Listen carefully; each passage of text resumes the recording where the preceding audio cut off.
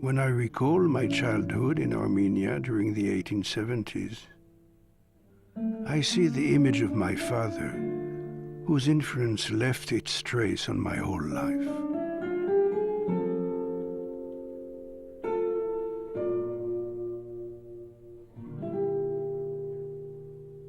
His reputation as a poet and storyteller spread far and wide throughout the many countries of Transcaucasia and Asia Minor. His extraordinary and mysterious stories aroused in me the desire to become like the legendary heroes of these tales, and introduced in my essence an aspiration towards high ideals.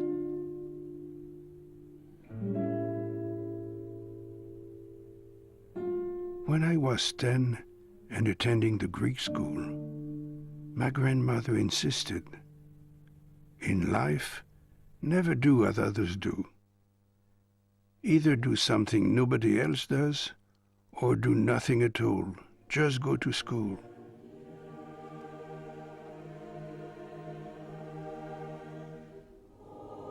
I was chosen to sing in the choir of the Russian Orthodox Cathedral in Kars. The dean considered me particularly gifted. Although my family had destined me for the priesthood, he advised them to have me study medicine as well. According to him, the duties of a priest went hand in hand with those of a doctor, for the body and soul are connected.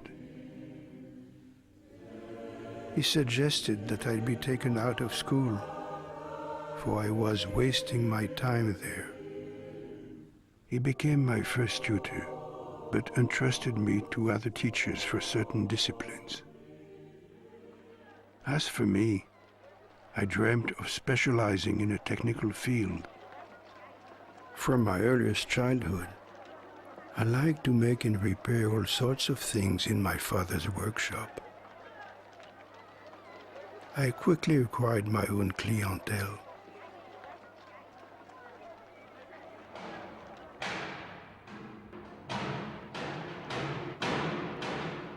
My father had no business sense. He said that one should love work for its own sake and not for gain.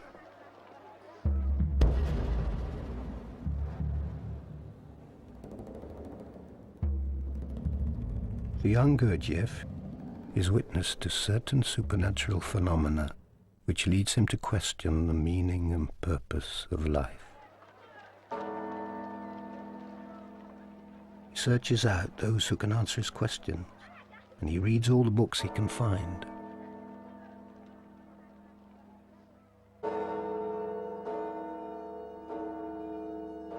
I made a pilgrimage to the Armenian holy city of Etchmiadzin.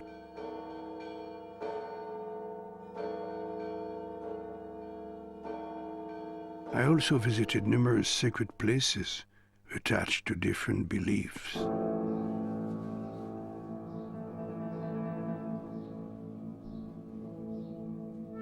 I was passionately interested in archaeology and explored the ruins of lost cities.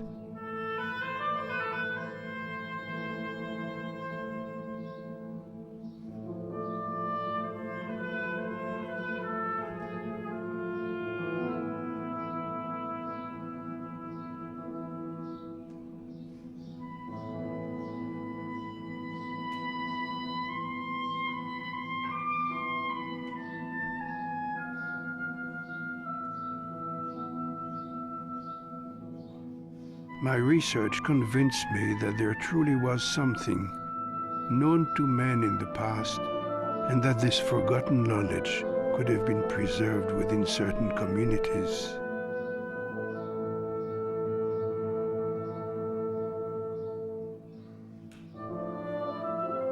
At the age of 22, Gurdjieff settles in Tiflis, the capital of Georgia. He works as an interpreter in the construction of a railway through the valleys of the Caucasus. The local authorities offer him large commissions to arrange for the railway line to pass through their towns. In this way, he builds up enough money to undertake his first long journey.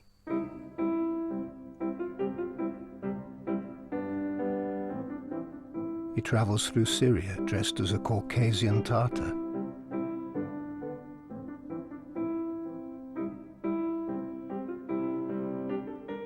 In Jerusalem, he earns his living as a tourist guide for foreigners, mostly Russians.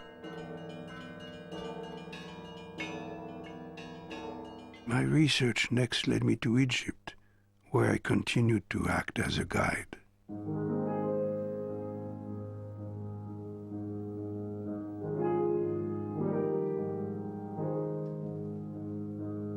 In my free time, I try to understand the intention of those who had built these monuments. What meaning did they transmit across thousands of years?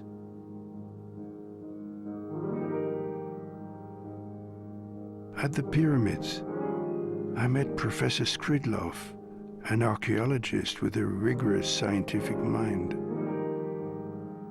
and his friend, Prince Lubovetsky, who devoted himself to the study of religions. Like them, I was full of questions about the deep meaning of being and the aim of life.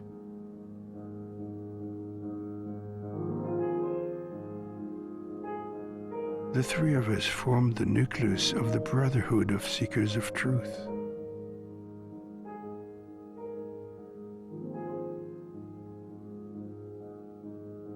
The interest we shared in common created a real bond between us. Each one studied with the methods of his own discipline.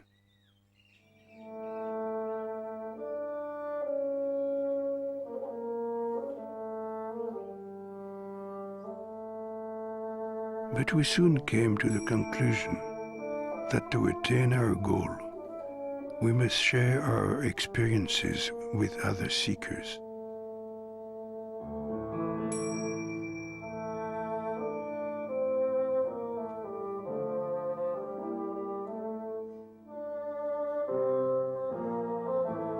Some go into monasteries, where rituals going back to the origins of Christianity are still being practiced.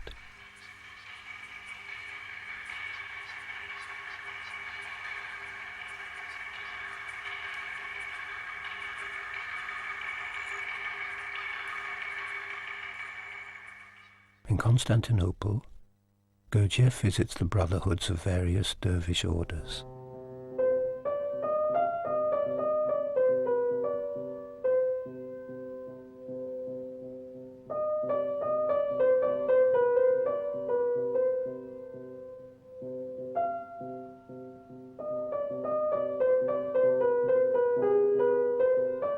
I went to Mecca and Medina in the hope of elucidating certain questions which I considered essential.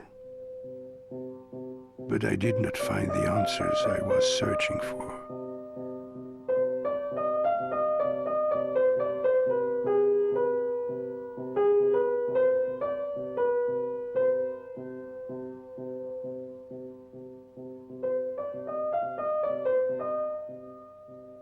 I concluded that from the outset, all the elements of the secret doctrines of Islam had been concentrated in Bokhara.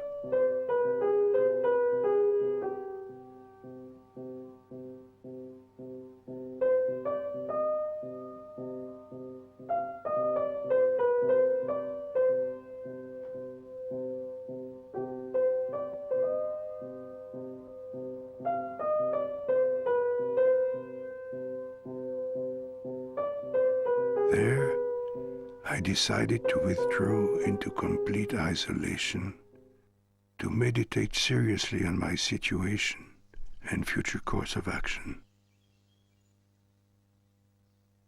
I then understood that the answers to the questions that were tormenting me could only come from contemplative thought arising from the subconscious.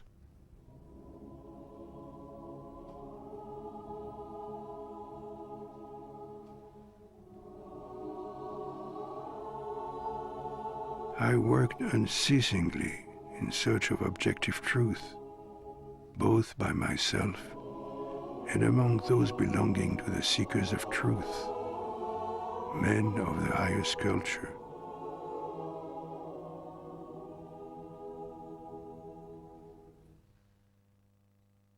To provide the necessary means for my research, I opened a traveling repair shop, which was very successful throughout the Transcaspian region.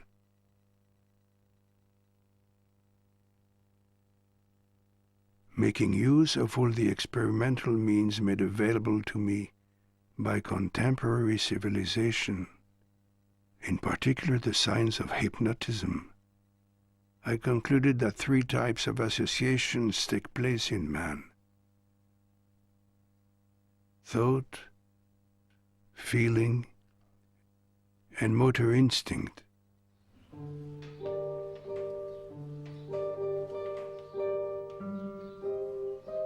I was now capable of treating through hypnosis the mentally ill, alcoholics, and drug addicts. I could also bring relief to those suffering from pain.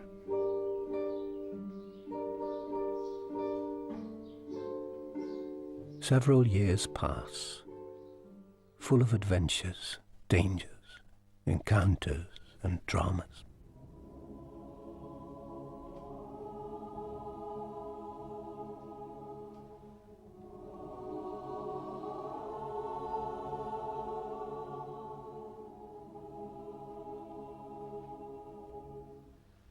Some of the seekers give up the search.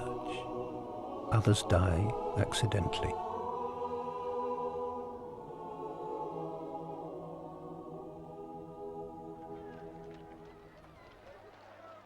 I was seriously wounded myself on several occasions.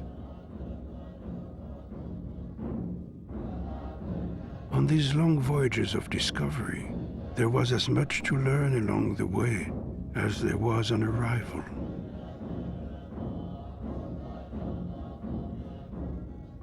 In the course of one perilous expedition in the heart of Central Asia, I came into contact with a universal brotherhood where all the members, whatever their religion, were united by God the Truth.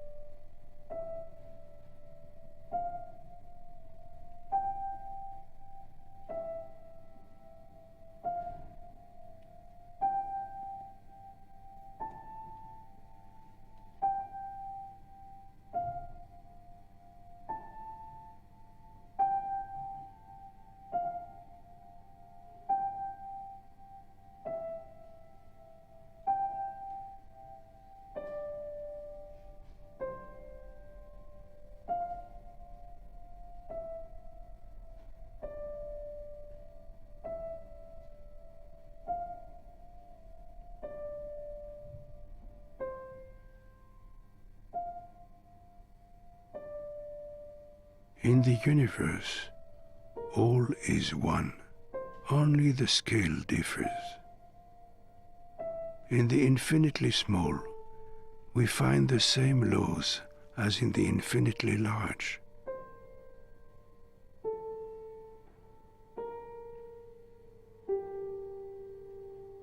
From the first ages of mankind, all religions affirm that man was created by God in His image.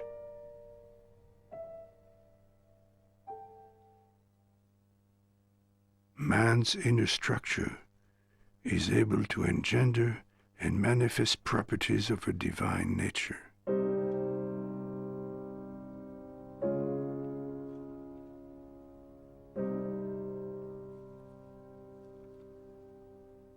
I then took the decision to concentrate all the forces of my inner world in order to undertake a sacred task, to share with my contemporaries my research on the possibilities given by the Creator.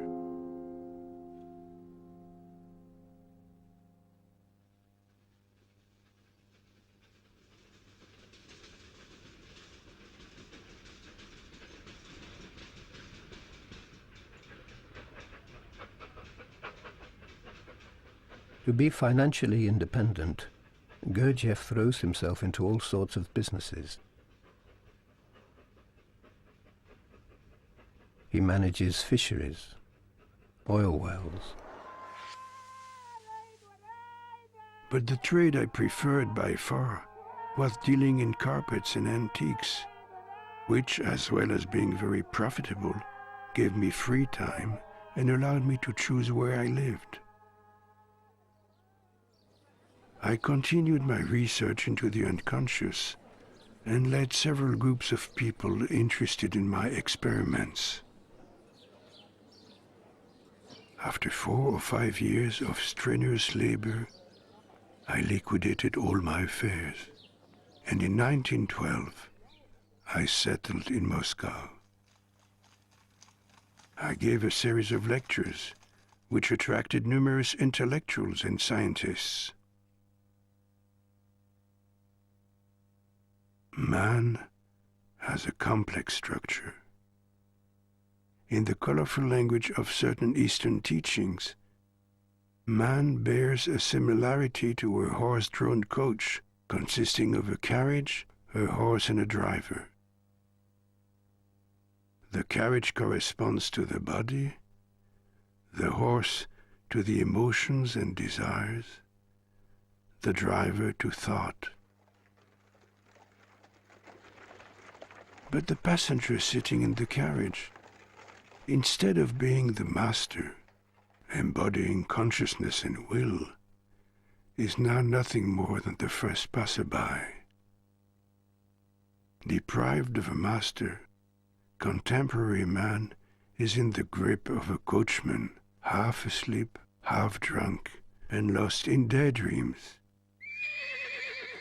The horse has grown up like a mistreated orphan. He is ready to offer himself to anyone who gives him the slightest caress. As for the carriage, intended by nature to ride on bumpy roads, it has little by little adapted itself to city streets. But from lack of maintenance, it is in danger of breaking up at the first jolt.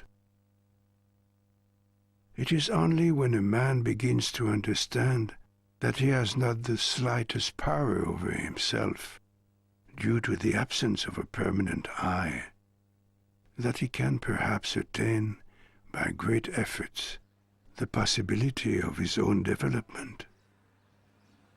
I took the first steps toward the creation of an institute dedicated to putting into practice in man's life everything I had understood.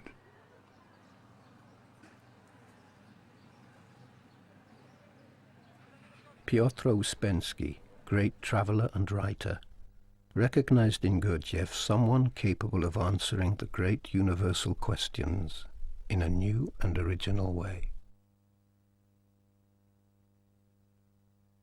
Higher knowledge is transmitted from age to age, from people to people. The truth, embedded in symbolic writings and legends, is preserved in the form of customs and ceremonies, and through the secret message of dance, music, sculpture.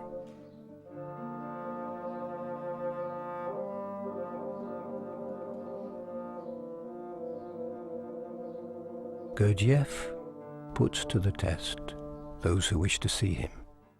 He arranges to meet the young composer, Thomas de Hartmann, in a disreputable café, at the risk of compromising his reputation as an officer in the Imperial Guard. De Hartmann, fascinated by the intense presence of this strange man from the Caucasus, decides with his wife Olga to join the group which meets in St. Petersburg.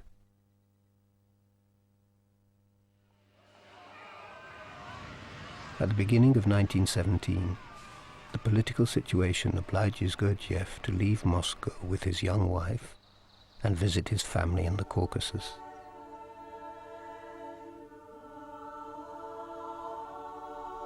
With my father, then 82 years old, I resumed the conversations of my childhood.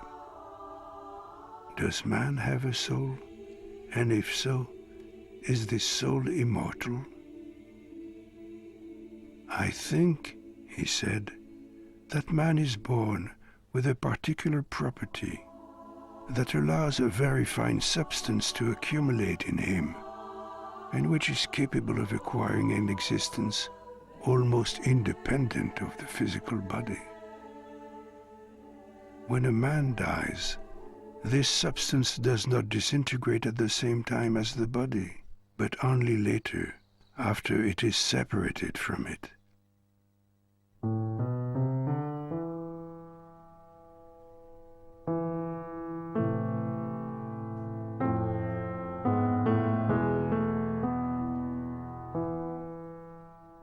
Several companions joined Gurdjieff in his exile in the Caucasus, including Dr. Sternwall,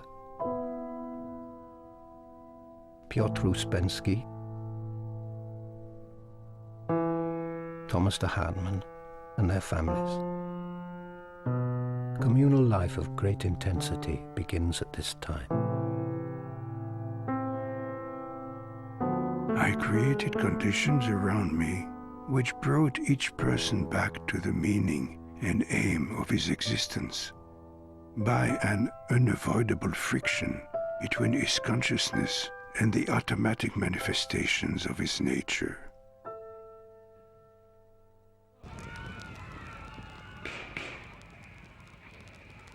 Political events soon took such a turn that not only work, but even survival became a problem.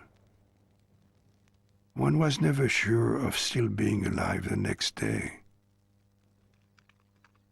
To escape this hell, I organized a scientific expedition whose official purpose was to make a survey of dolmens in the Caucasus.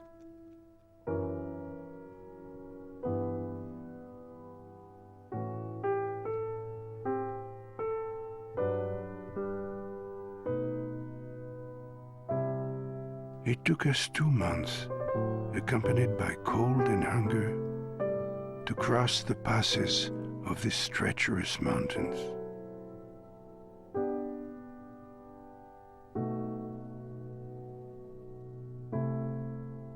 I was tormented by a continual concern for those closest to me, those who had followed me, and the others who had stayed behind in the turmoil.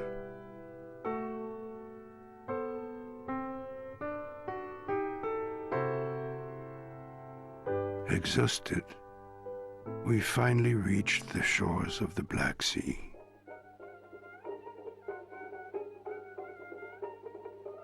They reached Tiflis at the beginning of 1919, where a relative calm still reigns. Gurdjieff decides to open his Institute for the Harmonious Development of Man.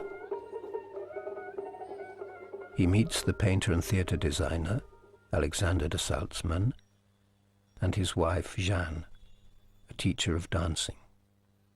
Alexander de Salzmann illustrates the prospectus of the Institute using allegory. To know, to be, to understand.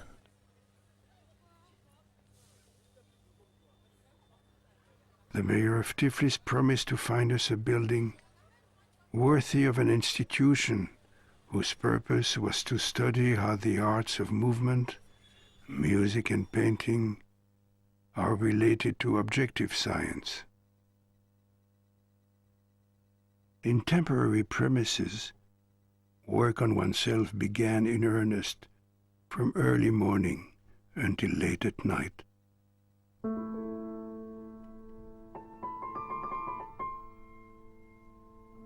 I intended to create a ballet, The Struggle of the Magicians, in the State Theater. I had already worked it out in Moscow. Alexander de Salzmann prepares the sets and designs the costumes.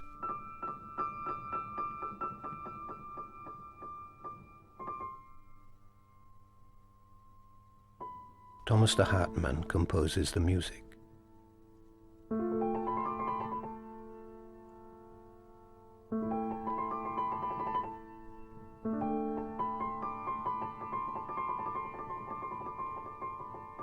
Jeanne de Salzmann, with her pupils, studies the choreography created by Gurdjieff.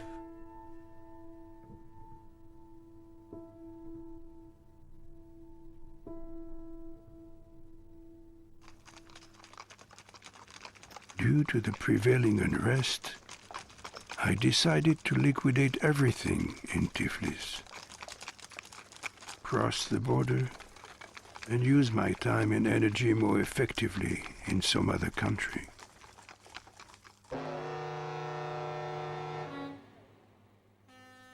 It is in Constantinople that Gurdjieff disembarks in 1920 with about 30 people. He opens a new institute in precarious conditions.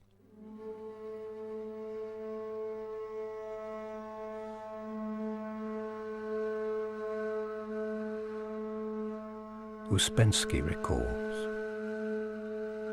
"It was a very interesting period. We wandered through the bazaars and old quarters of the town.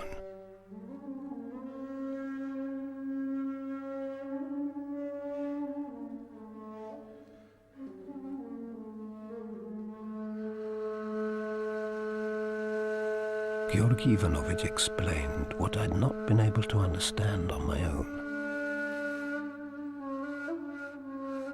That the dances of the Mevlevi dervishes were related to mental calculation exercises, often similar to those he had shown us in the Caucasus.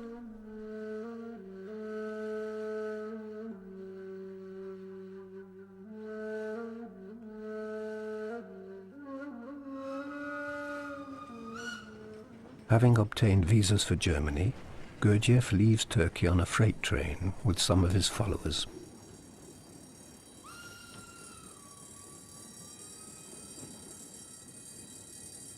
A man who is asleep cannot do.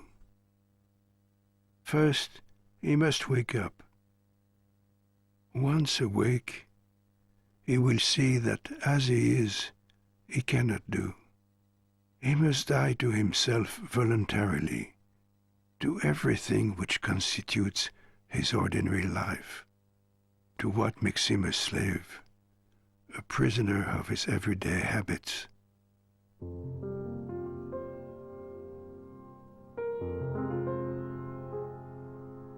If he dies, he can be reborn. But the being which has been born must grow and learn. When he has grown and has understood, then he will be able to act consciously. He will be able to do. My first journeys in Europe brought me to the conclusion that the best place to open my institute was in France.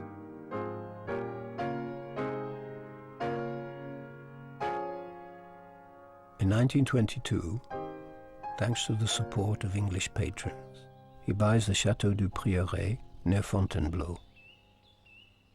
The small community of Russians who followed him is joined by intellectuals from England.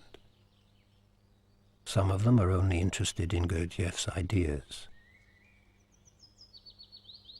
Others, such as Alfred Orage, brilliant editor of an avant-garde review, involve themselves totally in all aspects of the Institute's work.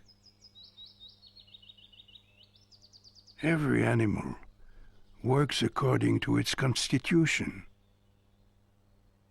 He who works like an ox is worthless, and he who does not work at all is also worthless. The value of work lies not in the quantity, but in the quality. A man's work only has value when he engages himself to the very limits of his possibilities. Like Catherine Mansfield, each person staying at the Priory could have provided inspiration for a good novel. One did not concern oneself with worldly considerations. Once one had passed through the gates, everything to do with one's private life or social status no longer mattered.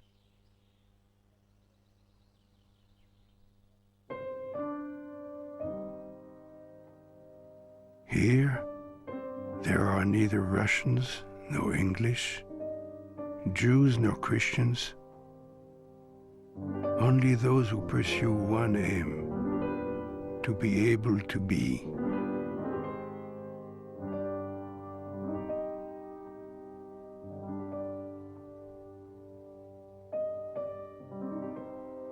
The principal aim of our practical work is to reach a much more sensitive state of consciousness, to discover a new attention, freed in particular from that automatic and unconscious phenomenon that we call identification.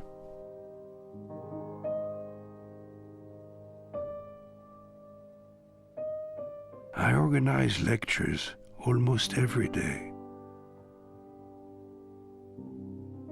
I presented certain information which must be assimilated to undertake work on oneself.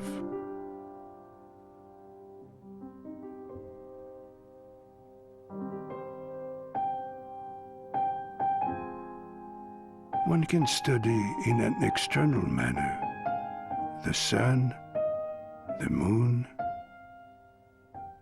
but man has everything within him. You have the sun in you, the moon, God. You have all of life in its totality.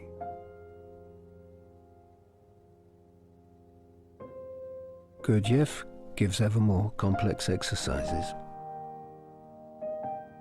The movements and their sequence are given with precision and call for the development of the attention. Each position is felt as a different note in ourselves and in the world.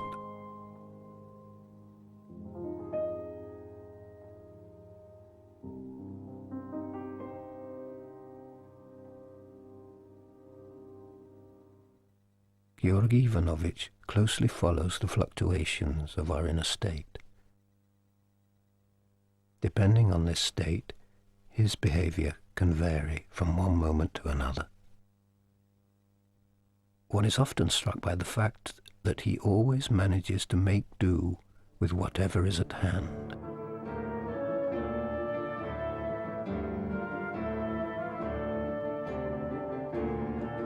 For next to nothing, he buys an old Air Force hangar to be put up in the ground of the chateau.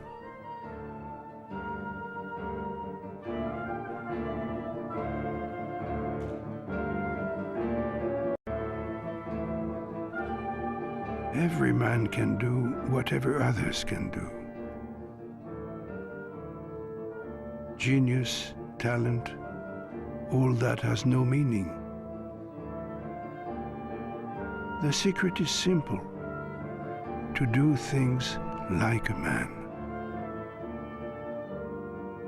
Working like a man means to feel what one is doing, to think about why and for what end one is doing it,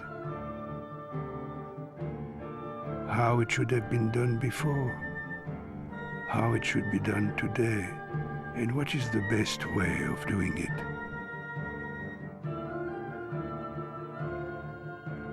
Or whether there is an even still better way of doing it.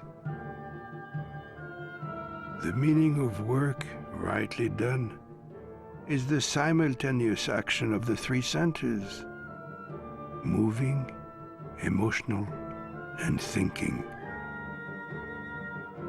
When the three centers act together, this is the work of a man.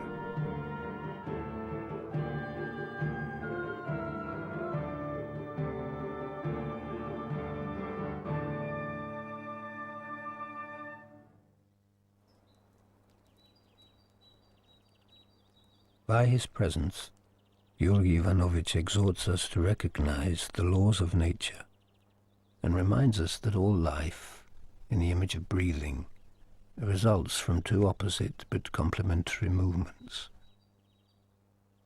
dilation and contraction, evolution and involution, intensive work and surprise picnics. On Saturday, the day of rest, the women go to the Turkish bath. An old cellar was transformed into a steam bath, and a bathing pool was hollowed out of the rock. During the festive dinner on Saturday night, all that matters is who will tell the best story. With ingenuity and skill, Alexander de Salzmann transforms some frames retrieved from the chateau's old greenhouse into stained glass windows. As Georgi Ivanovitch says, if thought is active, the hand can become almost as quick. So, thanks to uninterrupted work, which sometimes goes on late into the night, the study house is completed in a few weeks.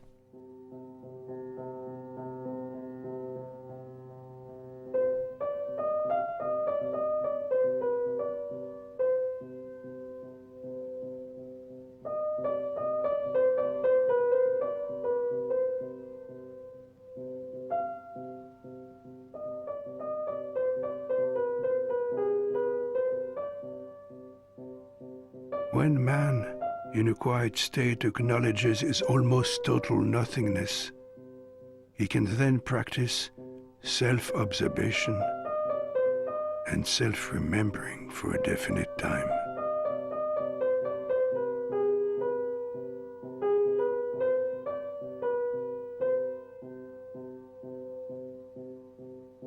In knowing himself, he will know his inner structure. He will be able to see.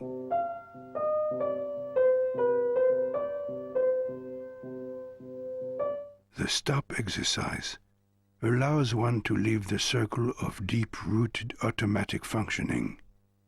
The movement taking place is interrupted by an outer command. The body is frozen at the moment of passage from one position to another. By perceiving himself in this unaccustomed posture, each person looks at himself from a new point of view and can think, feel, and know himself in a new way.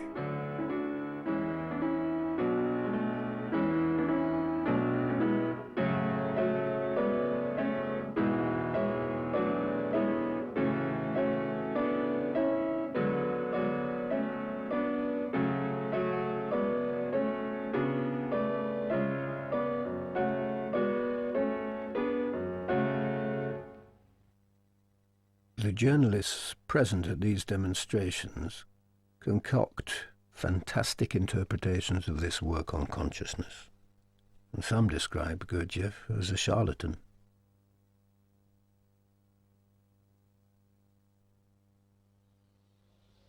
He succeeds in finding a way to have his mother and sister brought to the Prieuré, along with those of his family who survived the massacres in Armenia. He settles them in the Paradou, a small house close to the chateau. He must go to Paris twice a week to deal with business matters. To bring about a lasting solution to the financial problems of the Prieuré, and so devote myself entirely to the teaching of my ideas, I decided to take my pupils on a tour of North America. When I saw how the presence of an audience distracted them, I felt it necessary to give several public performances in Paris before we set sail.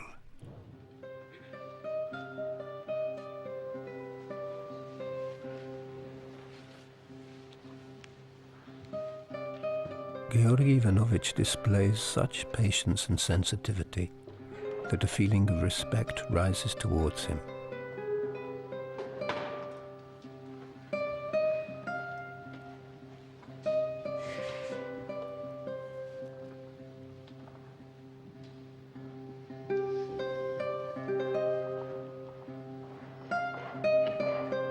One feels his force, full of goodness, which untiringly sustains us.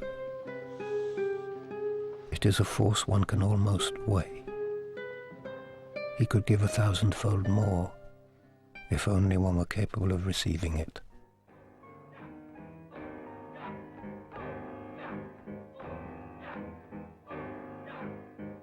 At the end of 1923, several performances are given at the Théâtre des Champs-Élysées in Paris.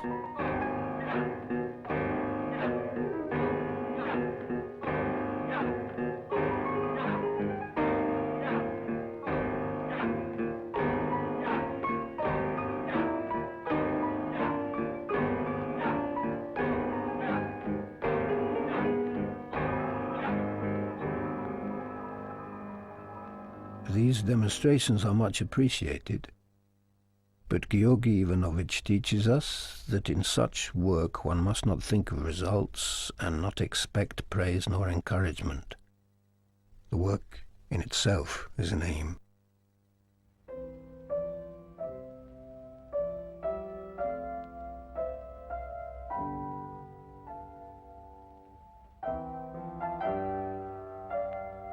When the performances are over, he organizes a large New Year's celebration at the Priory with many guests and presents for all the children.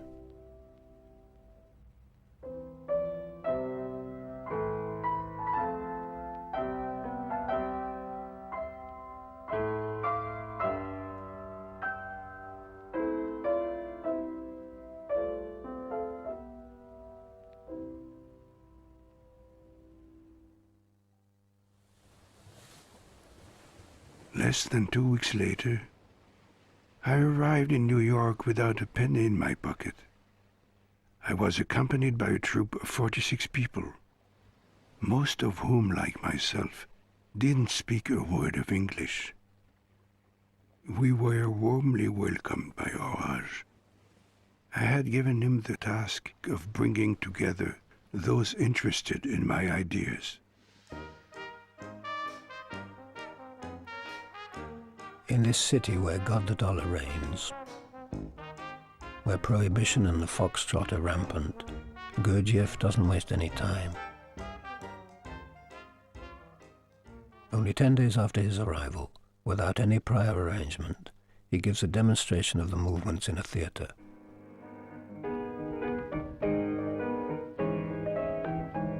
In difficult conditions, they go to Philadelphia and Boston to present their work.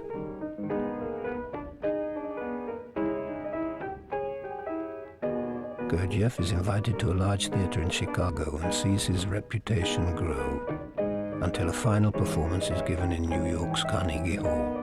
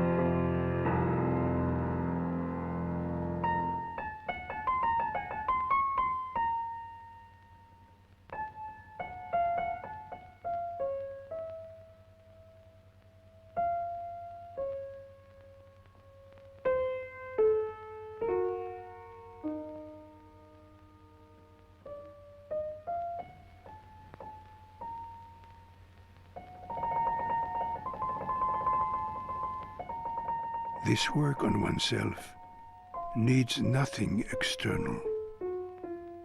It only needs what is within.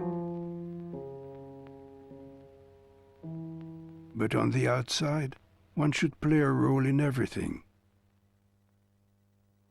Externally, a man should be an actor.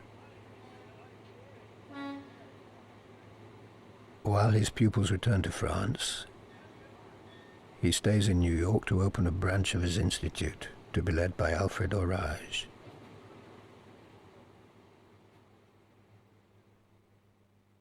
We must always start with ourselves. Take ourselves as an example, because we cannot see others through the mask they wear. Only if we know ourselves can we see another. For all people are alike inside. Others are like us. They have the same good intentions to become better, but they cannot.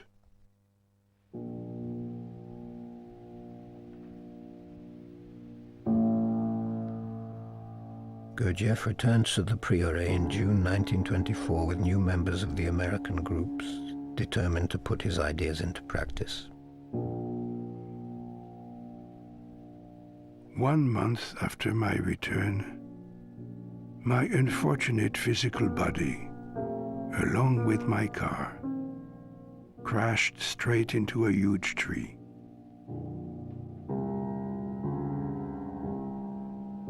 I was carried to the Prieuré, where I remained in a coma for 5 days.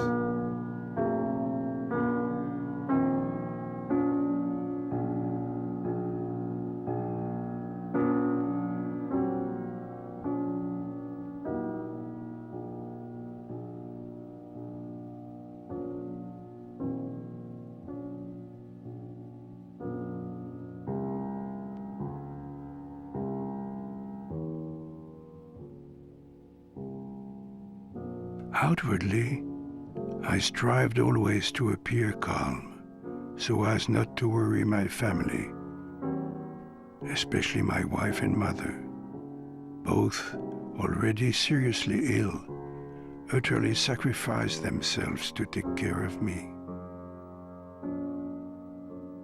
Several months later, my consciousness returned with all its force. Since I was unable, even when in full health, to put into practice the truth which I had elucidated for the well-being of man, it was necessary at all costs to do it at least in theory before my death. Having taken this decision on January 1st, 1925, I began that same day to dictate, for I was still too weak to write. As my theme, I chose events on the scale of the universe, and as the main hero, I chose the great Beelzebub in person, which would not fail to arouse hostility towards me in my future readers.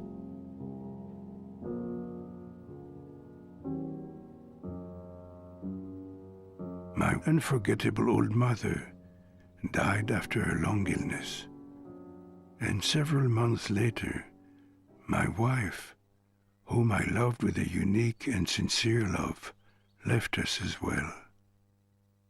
Now, the two beings nearest to my inner world lie peacefully forever side by side in a country which for them as well as for me is totally foreign.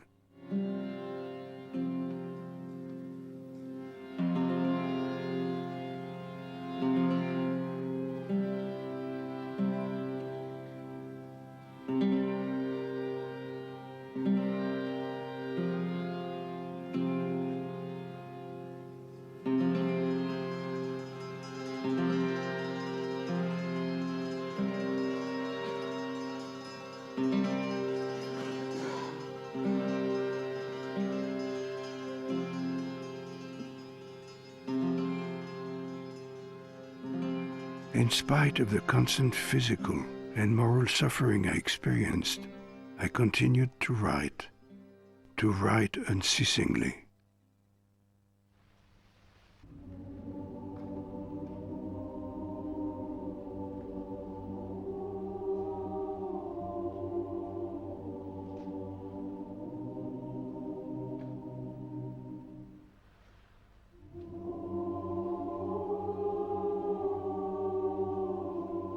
I began traveling in order to relieve this suffering through new and varied impressions and be on the lookout for any new business deals.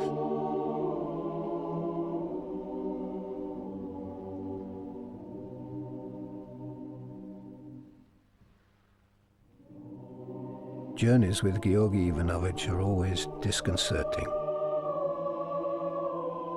A person expects to be doing one thing and finds himself responsible for something else he has no training for. These conditions reveal each person's self-esteem.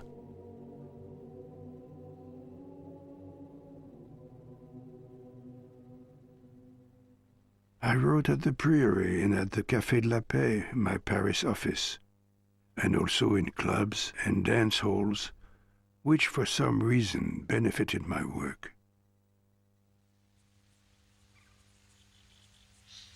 The children in Gurdjieff's family, like those of the Priory's residents, take part in the life of the community. They are responsible for a little vegetable garden and look after the animals.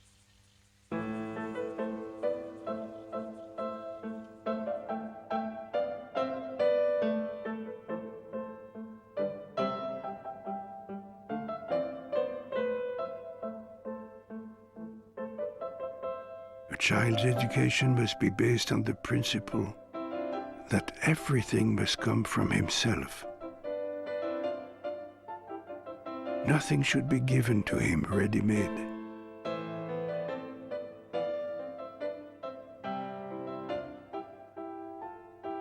One should only propose ideas, only be a guide. I never teach directly, or my pupils would learn nothing. If I want a pupil to change, I speak to someone else, and in this way he learns.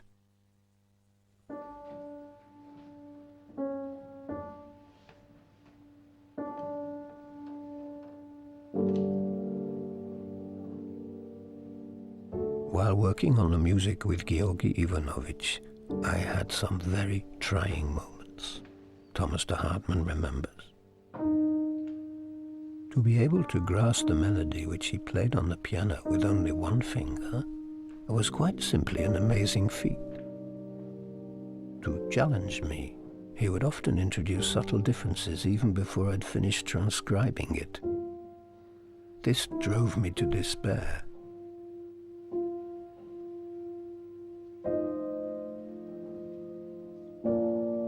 "300 pieces for piano saw the light of day within the space of 3 years.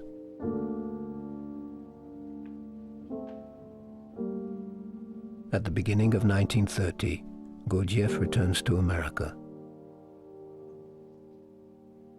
From then on, he spends several months a year in the United States without ever interrupting his writing.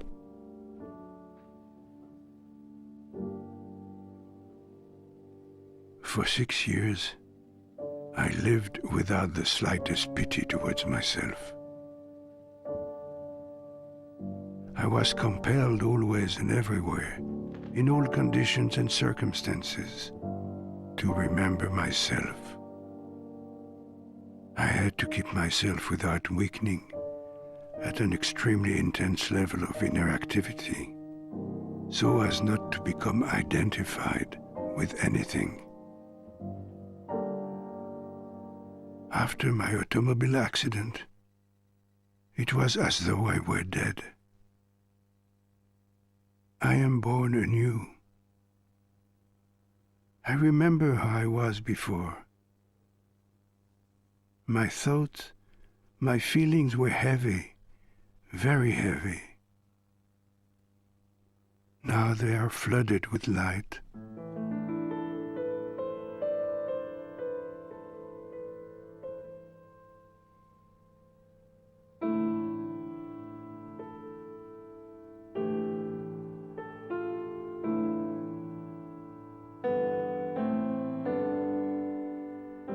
One month after I had finished the first series of my books, I began writing again. I chose to evoke my father's wisdom my first teachers, and my meetings with remarkable men during the course of my many journeys. In this way, I hope to answer everyone's curiosity about the outer forms my life had taken. Due to the worldwide depression, Gurdjieff finds himself obliged to close his institute and to part from his longtime companions.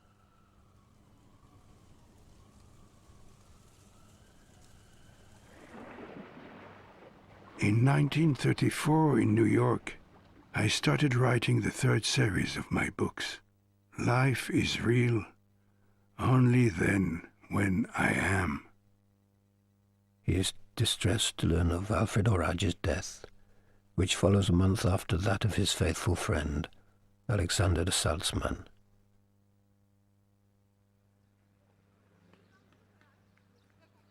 In Paris, Gurdjieff now lives a more solitary life. A small group of American women writers and artists sees every opportunity to meet with him. With his consummate art for upsetting any and all habits, every moment is a pretext for making something understood, for constantly challenging one's beliefs. By a word or just a look, he can reduce to ashes the brilliant setting of the Côte d'Azur. Never forget that every stick has two ends. The devil can lead you to paradise, and God directly to hell. The most beautiful roses have thorns. That is what gives them their value.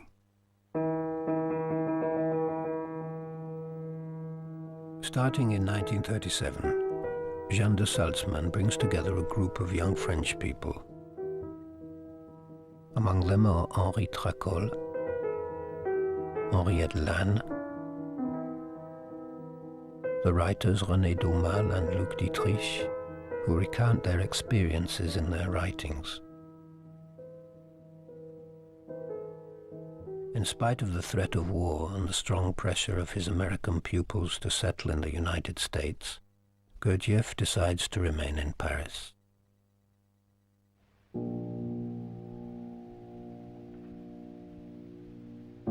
At the onset of the war, he receives Jean de Salzmann's pupils in his apartment, Rue des Colonels Renard. Everyone's difficulties and the curfew only reinforce the intensity of the exchanges and meals they all share.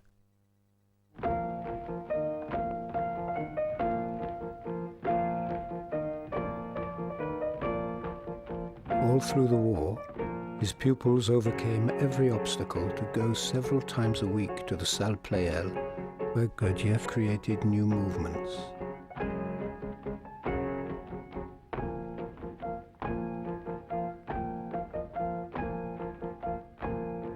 It was a moment of freedom, snatched from the occupation and from fear.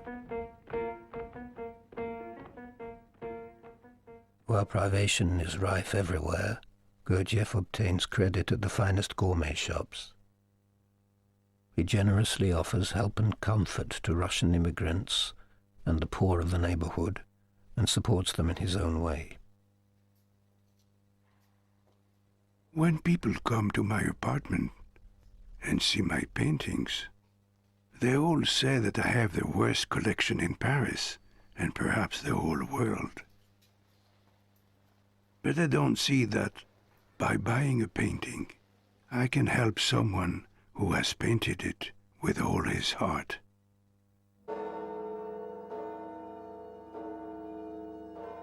Mr. Gurdjieff always supervises every detail of the preparations for Christmas. According to an established patriarchal ritual, he offers each guest a present, chosen especially for him. He will not hear of being thanked, and provides for everyone an unforgettable moment where a sense of the sacred is shared by all.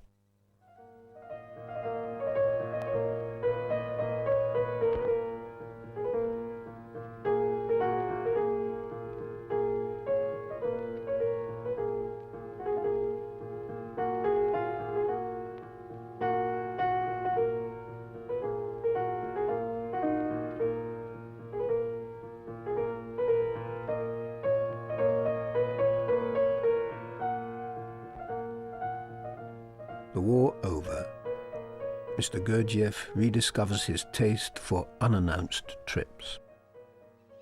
He knows how to win everyone's trust, only to abruptly make them feel their own self-importance, gullibility, or greed.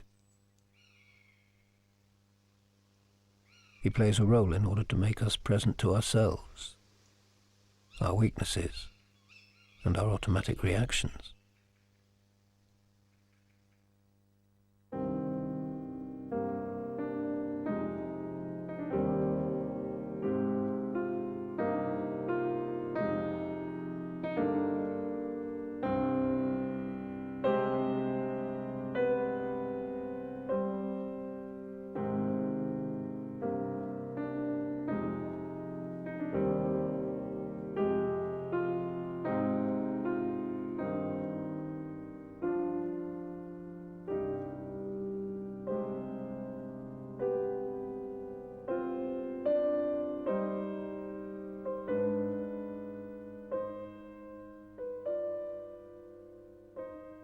Mr. Gurdjieff is again in New York at the end of 1948. In his favorite cafe, where he so often used to work, he meets those who, with Piotr Uspensky, have been studying his ideas for a long time. Uspensky has just died, without having resumed his relationship with Gurdjieff since he left the Prieuré 25 years earlier. On the ship taking him back to France with Jean de Salzmann, the purser asks him if he should call him doctor, professor, maestro. He replies, "Me, a man."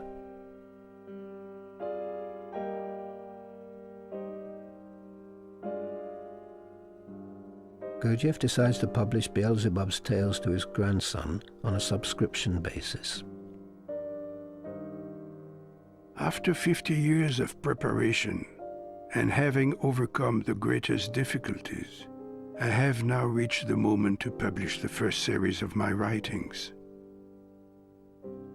In order to accomplish this task, I need the help of all those who have understood something of the value of my ideas. I intend that the first series of my writings shall be made freely available to all who are in the need of their help. All those who have been personally helped by my ideas will have the opportunity to repay a part of their debt and help me to harvest what I have sown.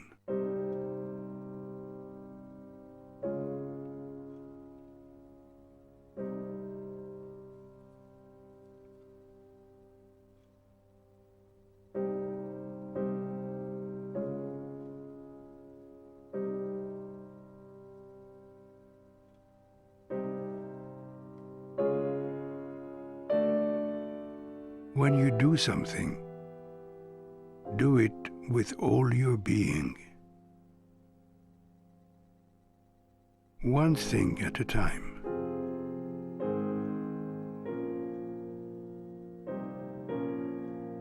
Now, I am sitting here, eating.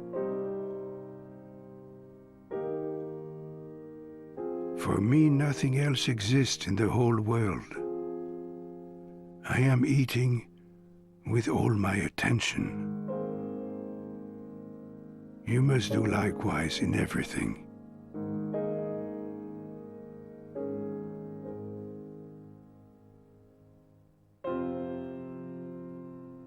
In his little room, Mr. Gurdjieff meets people for private sessions. He gives precise instructions over a cup of coffee and helps each in his personal search.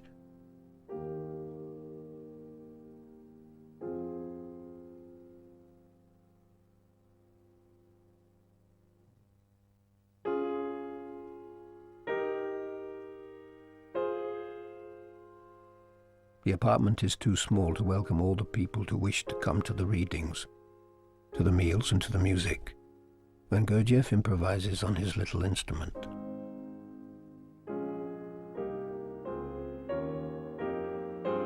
Every day the dining room is packed, the guests squeezing even into the hall to take part in the ritual of the toast to the idiots.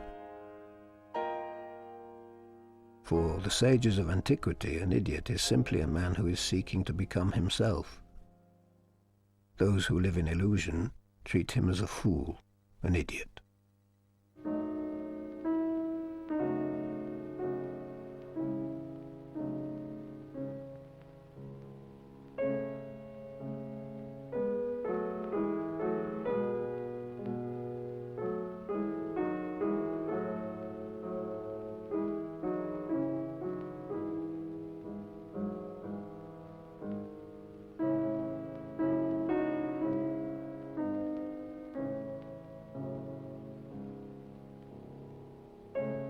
Gurdjieff finds ways to create difficult conditions. He puts everyone in question. He is capable of playing any role, preferably one that shocks the most.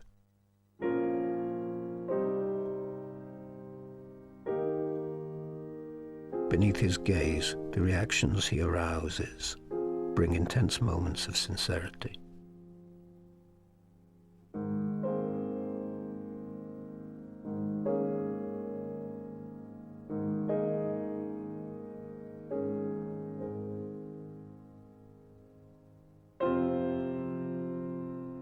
For those ready to respond to the challenge of his demands, Gurdjieff forever draws them towards further adventures, full of unexpected inner discoveries.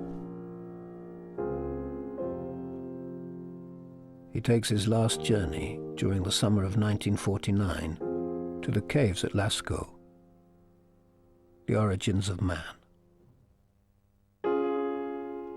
He encourages everyone to maintain an unchanging I in all circumstances, and not to behave passively like a passenger in a car.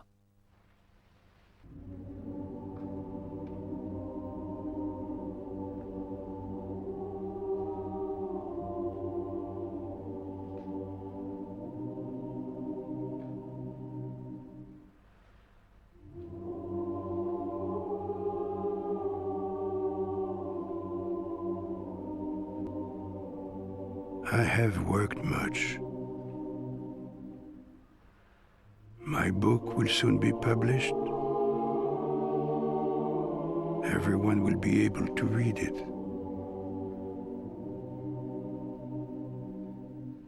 Then I will go far away, where I will be able to rest.